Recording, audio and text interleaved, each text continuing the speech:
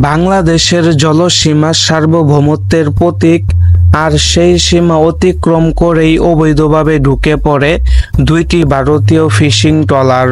14 জুলাই রবিবার দিবাগত রাত গভীর সমুদ্রের ফেয়ারওয়ে বয়া সংলগ্ন এলাকায় তৎপর হয় বাংলাদেশ নৌবাহিনী।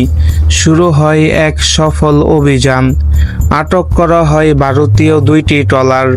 ট্রলারের নাম এফবি ঝড় ও এফবি মঙ্গলচণ্ডী 38। জাহাজে ছিল 34 জন জেলে। সঙ্গে উদ্ধার করা হয় প্রায় 100 মণ সামুদ্রিক মাছ, যার বড় একটি অংশ ছিল ইলিশ। বাংলাদেশ নৌবাহিনীর সূত্র জানায় এটি ছিল পরিকল্পিত একটি অবৈধ প্রবেশ ও মাছ শিকারের চেষ্টা, যা আইনের চোখ ফাঁকি দিতে পারেনি।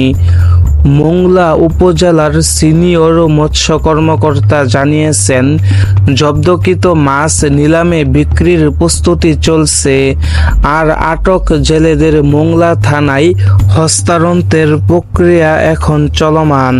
জলের গ্রহণে যদি থাকে হুমকি, তবে প্রহরায় আছে বাংলাদেশ নৌবাহিনী।